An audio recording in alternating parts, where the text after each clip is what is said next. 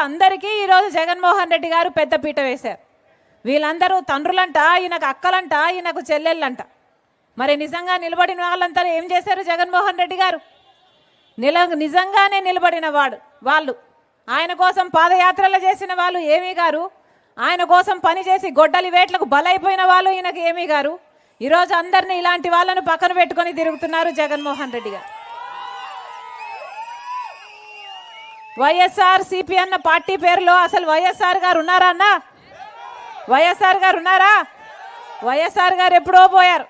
ఈ రోజున్నది వై అంటే YV Subbareddy, yes అంటే సాయిరెడ్డి, ఆర్ అంటే సజ్జల రామకృష్ణారెడ్డి. వీళ్ళే మిగిలారు కదా.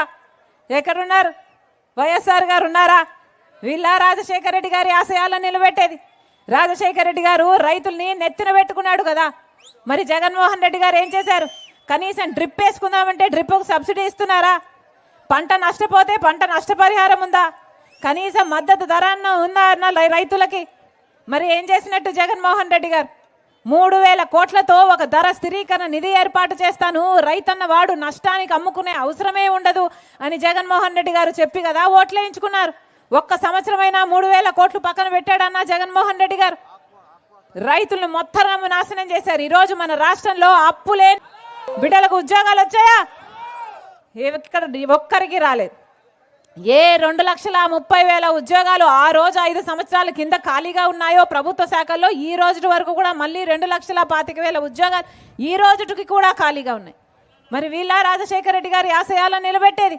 రాజశేఖర రెడ్డి గారు అంటే మాట తప్పని మడమ తిప్పని నాయకుడు. అలాంటిది జగన్మోహన్ రెడ్డి గారు ఇలాగే మైకు పట్టుకొని పూర్తి మద్యపాన నిషేధం చేస్తానన్నాడు జగన్మోహన్ రెడ్డి గారు. అన్నారా? చేశారా? చెయ్యకపోగా ఈరోజు సర్కారే స్వయంగా తయారు చేసిన మద్యాన్ని అమ్ముతుంది.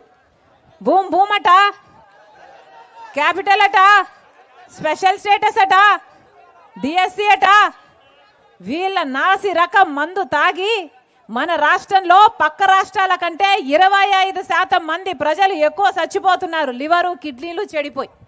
వీళ్ళ రాజశేఖర రెడ్డి గారి ఆశయాలను నిలబెట్టేది? రాజశేఖర రెడ్డి గారు బీజేపీకి వ్యతిరేకి.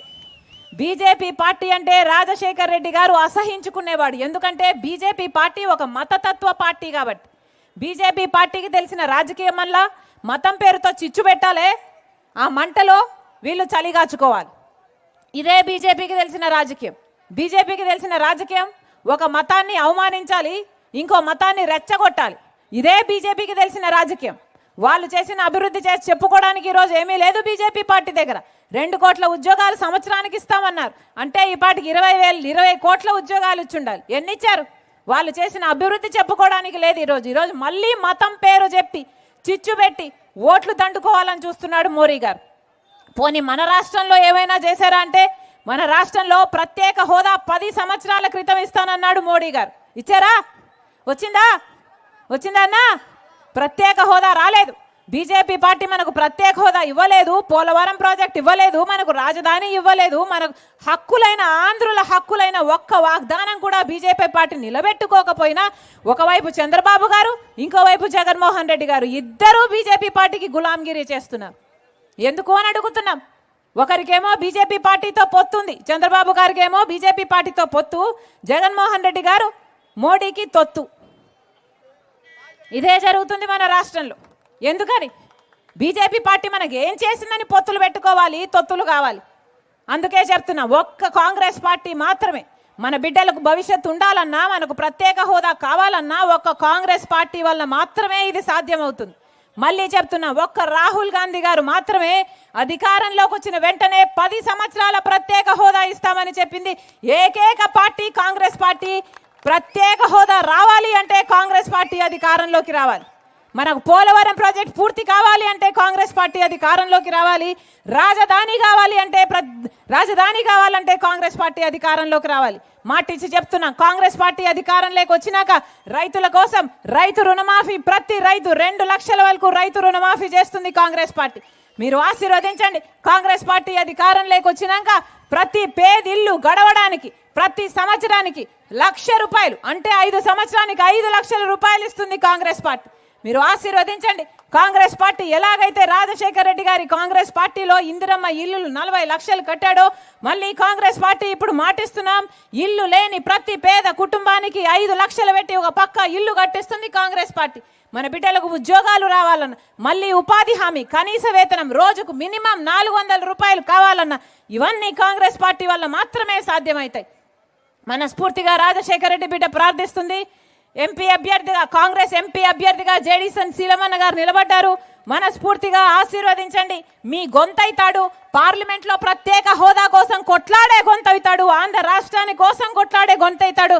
మనస్ఫూర్తిగా ఆశీర్వదించాలని, అలాగే ఎంపీ అభ్యర్థిగా మోపిదేవి శ్రీనన్న, ఎమ్మెల్యే అభ్యర్థిగా మోపిదేవి శ్రీనన్న కాంగ్రెస్ పార్టీ నుంచి నిలబడుతున్నారు. మనస్ఫూర్తిగా ఆశీర్వదించండి. కాంగ్రెస్ పార్టీ అధికారంలోకి వస్తేనే మళ్ళీ రాజశేఖర్ రెడ్డి గారి సంక్షేమ పాలన సాధ్యం. మరొక్కసారి చేరి వచ్చిన ప్రతి అన్నకు, ప్రతి తమ్ముడికి, ప్రతి అక్కకు, ప్రతి చెల్లికి మీ రాజశేఖర్ రెడ్డి బిడ్డ శిరస్సు వంచి చేతులు జోడించి మనస్ఫూర్తిగా నమస్కరించుకుంటుంది. జోహార్ వైఎస్ఆర్, జోహార్ వైఎస్ఆర్, జోహార్ వైఎస్ఆర్. హస్తం గుర్తుకే, హస్తం గుర్తుకే, హస్తం గుర్తుకే. అన్నా గుర్తు మర్చిపోకండి, అన్నా గుర్తు, అన్నా గుర్తు మర్చిపోకండి, హస్తం గుర్తు.